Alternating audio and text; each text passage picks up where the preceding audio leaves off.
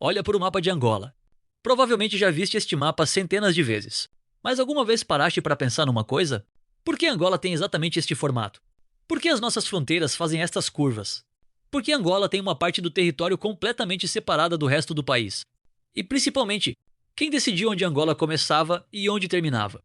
A resposta envolve Portugal, Bélgica, França, Reino Unido, Alemanha e uma das maiores disputas pela África da história. E tudo começou a ganhar uma nova dimensão no final do século XIX. A África antes das fronteiras atuais. Hoje estamos acostumados a ver a África dividida em países perfeitamente desenhados no mapa. Mas naquela época a realidade era muito diferente. Não existiam as fronteiras de Angola, Congo, Zâmbia ou Namíbia exatamente como conhecemos hoje. Existiam reinos, povos, comunidades e territórios com diferentes formas de organização e poder. Portugal já tinha presença em Angola há séculos, principalmente no litoral, mas o controle efetivo sobre grandes áreas do interior era muito limitado. E então aconteceu algo que mudaria completamente o mapa de África. A corrida europeia pela ocupação do continente. A Conferência de Berlim. Entre 1884 e 1885, representantes de várias potências reuniram-se em Berlim. O objetivo era estabelecer regras para a expansão colonial europeia em África. É importante esclarecer uma coisa. A Conferência de Berlim não simplesmente pegou no mapa e desenhou todas as fronteiras africanas. Ela criou regras para as reivindicações territoriais das potências europeias. Depois disso, muitas fronteiras foram definidas através de tratados e negociações entre os países colonizadores. E Portugal precisava correr para consolidar os territórios que reivindicava, porque havia outras potências interessadas nas mesmas regiões. Era praticamente uma corrida contra o tempo. E então surge Cabinda.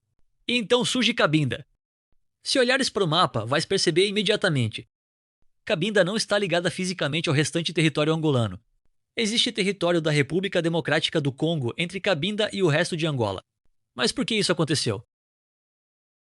Portugal assinou com autoridades locais de Cabinda o Tratado de Simulambuco, estabelecendo um protetorado português sobre o território.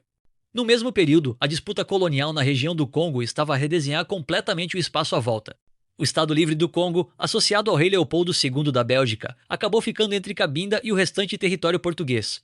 Assim nasceu aquela característica tão peculiar do mapa, um território português separado do restante de Angola. A própria documentação histórica angolana destaca o Tratado de Simulambuco como uma base da presença portuguesa em Cabinda. Mas o mapa ainda não estava pronto. E aqui está outra coisa que muita gente não sabe. As fronteiras de Angola não ficaram prontas em 1885. Na realidade, foram sendo definidas ao longo de décadas. Portugal negociou fronteiras com diferentes potências europeias. Ao norte, houve negociações envolvendo a França e o Estado Livre do Congo. A leste, Portugal negociou com o Reino Unido. E diferentes acordos e tratados foram definindo pouco a pouco as linhas que hoje reconhecemos como fronteiras de Angola. Um estudo histórico sobre a delimitação das fronteiras angolanas mostra justamente isso. As fronteiras atuais resultaram de sucessivos acordos envolvendo Portugal e outras potências europeias. Ou seja, o mapa de Angola foi sendo construído ao longo do tempo. Não foi desenhado de uma única vez. O Sul e o formato final. No Sul, também houve disputas e negociações.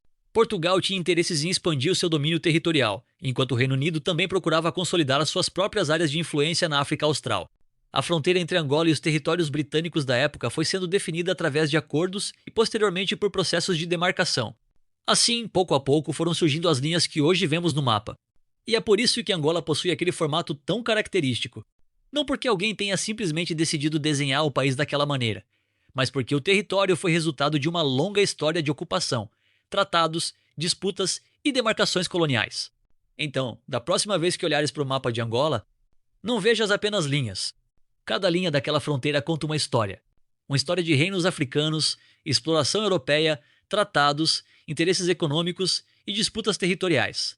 E aquela pequena parte de Angola separada do resto do país? Cabinda é talvez o exemplo mais evidente de como a história colonial acabou ficando literalmente desenhada no mapa. Hoje, quando vemos Angola no mapa, parece que aquele formato sempre esteve ali, mas não esteve. Ele foi construído pela história. E talvez essa seja a parte mais interessante. O mapa de Angola que conhecemos hoje é na verdade o resultado de séculos de acontecimentos, que aconteceram muito antes de Angola se tornar independente em 1975.